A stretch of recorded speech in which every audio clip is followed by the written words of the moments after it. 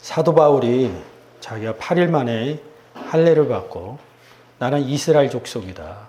그리고 지파로 따지면 베냐민 지파다. 시브리인 중에 시브리인이라. 율법으로는 바리새인이요 이렇게 얘기를 합니다. 5절서부터 7절까지 내가 8일 만에 할례를 받고 이스라엘의 족속이요 베냐민의 지파요 히브리인 중에 히브리인이요 율법으로는 바리새인이요 열심으로는 교회를 핍박하고 율법의 의로는 흠이 없는 자로라. 그러나 무엇이든지 내게 유익하던 것을 내가 그리스도를 위하여 다 해로 여길 뿐더러. 빌립보서 3장 5절이죠. 8일 만에 8이라는 숫자는 6하고 7하고 이렇게 하면서 제가 한번 설명드렸습니다. 이스라엘 족속이고 역사적으로 하면 자기는 베냐민 지파라는 거예요. 근데 이제 여기 시브리인 중에 시브리인이요 이 부분을 좀 설명드리려고 그러거든요. 율법으로는 바리새인이요. 왜 바리새인을 얘기를 했냐면 어떤 율법으로는 바리새인이라는 거죠.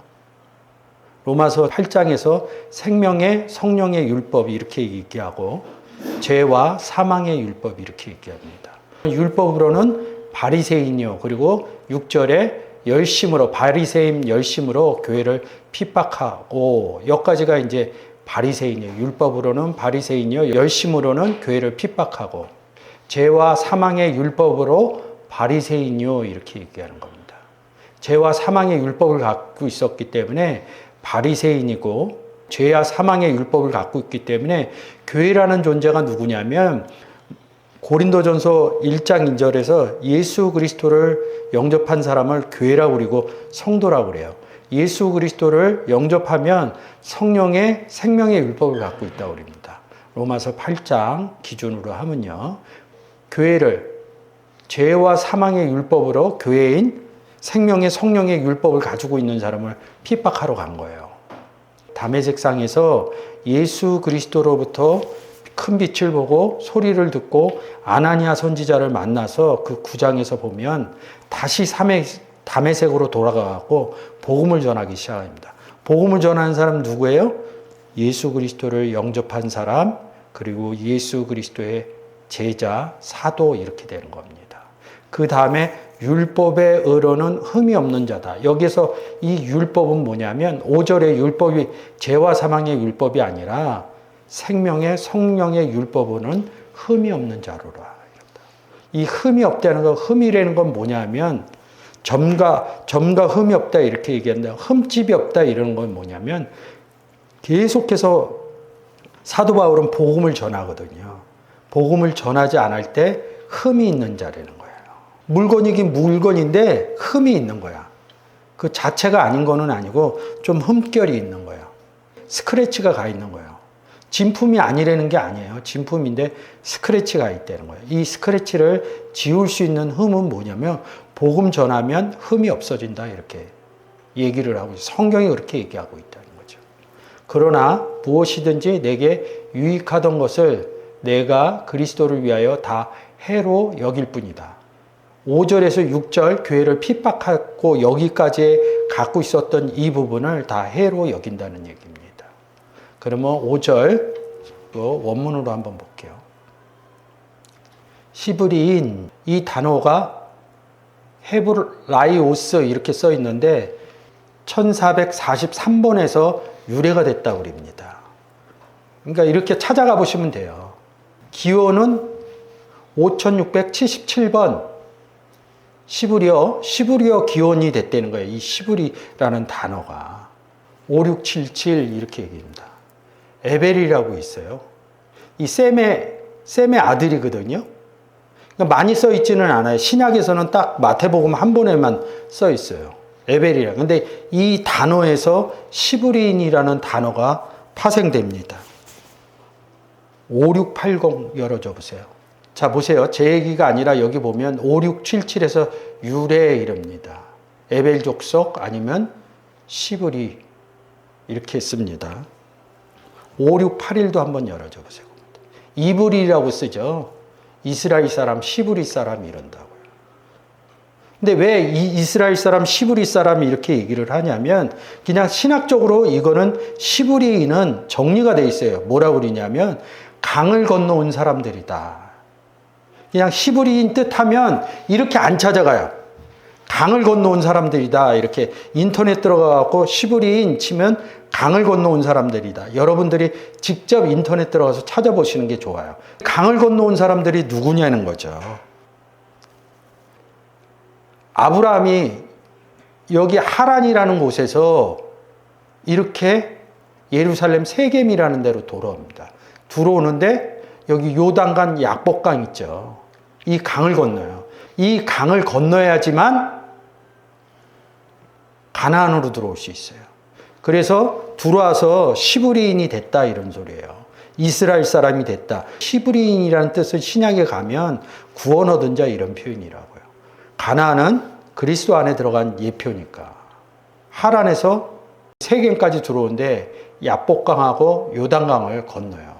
창세기 32장 22절 바벨 일어나 두 아내와 두 여장 11 아들을 인도하여 야복 나루를 건널세. 야복강 건넜다는 얘기죠. 다음 시간에 하겠지만 이삭이나 야곱이나 다 부인을 어디에서 얻냐면 이 하란 이쪽에서 부인을 데리고 옵니다. 이런 게 좀 달라요. 다음 시간에 제가 설명할 겁니다. 그리고 뭐라고 그러냐면 에스라 7장 25절 에스라여 너는 네 손에 있는 네 하나님의 지혜를 따라 네 하나님의 율법을 아는 자를 법관과 재판관을 삼아 강 건너편 모든 백성을 재판하게 하고 그중 알지 못하는 자는 너희가 가르치라. 재판의 의미가 심판의 의미죠. 강 건너편에 있는 사람들을 재판하라는 겁니다. 구원의 얘기가 나오면 심판이나 구원의 얘기가 나오면 요한복음 3장 16절에서부터 18절까지 읽어보시면 된다고 그랬습니다. 이 시브리라는 단어가 지금 시브리인 해갖고 아까 5677 에벨 이렇게 해갖고 이렇게 올라가요. 어디까지 올라가냐면 그래서 이 단어가 에베르라는 단어에서 파생이 되는 거예요. 이 편 저편 얘기할 때 아바로 건너다 이런 뜻이에요. 뭐예요? 시브리는 강을 건너왔다 이런 뜻이라고요. 건너편, 건너다 이런 뜻이 숨겨져 있는 거예요. 이 건너편이란 단어가 신약에 가면 4008 페란 건너편에 이런 단어 부사가 있다고요. 굉장히 많이 쓰여요. 특히 사복음서에서 많이 써요. 사복음서에서 어떻게 쓰이냐면 예수 그리스도가 건너편으로 갔다. 이런 표현이 굉장히 많이 있습니다. 왜 건너편으로 갔겠어요? 예수 그리스도가? 복음 전하려고 건너편으로 갔다는 거죠. 강 건너갔다 이런 뜻이에요. 이 강 건너편 백성을 재판하러 건너간 거예요. 그게 건너편의 뜻이에요. 바이블 렉스로 4008 한번 보고 갈게요. 저편 이렇게 나옵니다. 14장 22절 예수께서 즉시 제자들을 재촉하사 자기가 무리를 보내는 동안에 배를 타고 앞서 건너편으로 가게 하시고 건너편으로 가셨다 그러죠. 8장 28절 또 예수께서 건너편 가다라 지방에 가심에 귀신 들린 자 둘이 무덤 사이에서 나와 예수를 만나니 저희는 심히 사나와 아무도 그 길로 지나갈 수 없을 만하더라. 성경에서 귀신 들린 자 고치죠.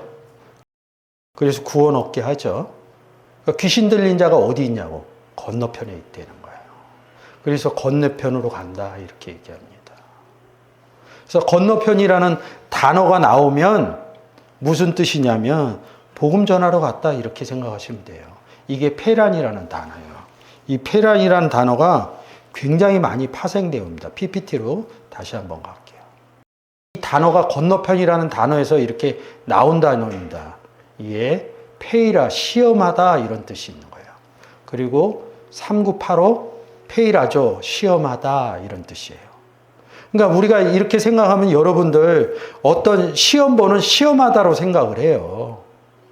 성경은 죄송하지만 복음 전하는 것을 시험하다 이렇게 얘기합니다. 우리가 생각하는 거하고 조금 달라요. 여기 밑에 가면 페란이라는 단어에서 피 플러스 코 해갖고 장사하다, 거래하다 이런 뜻이 있어요. 마태복음 13장에 가면 진주 장사 얘기하는 거죠. 천국은 진주와 같으니 이러면서 장사꾼 얘기, 장사 얘기한다고요. 그런 얘기들이 있는데 이걸 다 얘기하면 시브리인에 대해서 표현하기가 어려우니까 페이를 한번 볼까요? 마태복음 4장 1절. 그때에 예수께서 성령에게 이끌려 마귀에게 시험을 받으러 광야로 가사 여러분 그냥 읽으면 아니 악한 자가 그리스도 안에 있는 자도 요한일서 5장 18절에서 그리스도 안에 있는 자는 악한 자가 손도 못 댄다 이렇게 얘기를 해요. 악한 자들을 쫓아가다 보면 마귀 사단으로 나옵니다. 손도 못 대는데 시험을 해요. 마귀의 시험 받으러 갔다 그랬는데 뭐라 그래요? 3절에서 시험하는 자가 사람으로 얘기를 한다고요. 그리고 그 다음 얘기가 기록되었을 때 이런다고요. 성경 얘기하는 거죠. 복음 전하러 가서 성경 얘기하지 무슨 얘기를 해요. 여기서 보시면 마귀 이렇게 써 있죠. 3절에서 시험하는 자 써 있죠. 다시 5절에 마귀 이렇게 써 있어요. 시험하는 자 마귀, 이제 사단 하나만 찾으면 됩니다. 그래서 계속 얘기를 해요. 마귀하고 얘기하고 시험하는 자하고 얘기했는데 여긴 뭐라 그래요? 사단아 물러가라 이런다고요.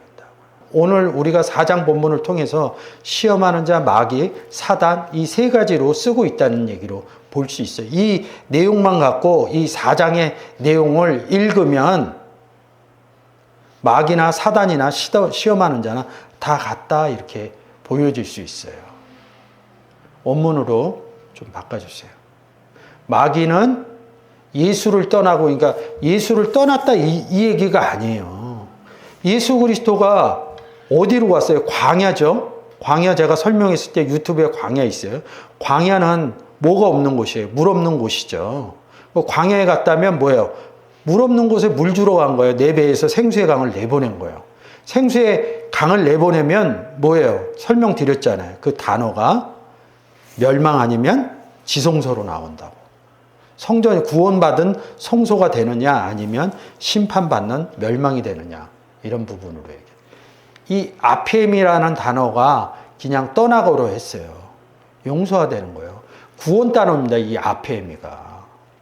구원을 받았다는 거예요. 예수를 영접했다는 의미로 보시면 돼요. 천사, 우리를 천사 동등이라고 그래요. 앙겔로스 이름입니다. 32번 성구만 찾아가면 앙겔로스가 무엇인지 나와요. 그것을 다 해드릴 수는 없어요. 제가 결론적으로 말씀드리는 거예요. 천사들이 나와서 그럼 우리가 천사 동등이었다는 거예요. 누군가 저에게 와서 무슨 소리는 예수 믿으세요 이렇게 얘기했을 때 나는 천사가 됐다는 거죠. 그 전에는 예수 그리스도가 없는 사람은 세상 논법이 아닙니다. 성경의 논법으로는 그 안에 마귀가 있다. 사단이 있다 이러는 거예요. 그래서 물러가라 이러는 거예요. 그러면 사단과 마귀가 물러가면 그 빈자리 누가 가냐고요. 예수 그리스도가 들어가는 이야기를 해놓은 거라고요. 그러니까 우리가 옛날에 예수 그리스도 영접하기에 세상에서 얘기하는 사단 마귀 아닙니다. 사람 보고 사단 마귀라고 그러면 안 됩니다. 예수 그리스도가 있냐 없냐 성경에서 구원 얘기는 구원 받았다 그러면 네 안에 예수 그리스도가 있다. 난 예수 믿는 사람이다 이렇게 되는 거고 그럼 예수 그리스도가 없으면 우리 편에서 볼 때는 사단 마귀가 있다 이러는 거예요. 예수 그리스도를 영접하면 아버지가 누구예요? 하나님 아버지잖아요. 그럼 예수 그리스도가 없을 때 뭐라 그러냐? 요한복음 8장 44절에서 너희 아비는 마귀니라 이런다고. 우리만 아버지가 있는 게 아니에요. 예수 그리스도도 없는 사람도 아버지가 있다 그린다고. 한번 가서 볼까요? 요한복음 제가 얘기하는 게 아니라 8장 너희는 너희 아비 마귀에게 났으니 났으니 한번 봐요. 마귀의 존재니라 이렇게 썼네요. 났으니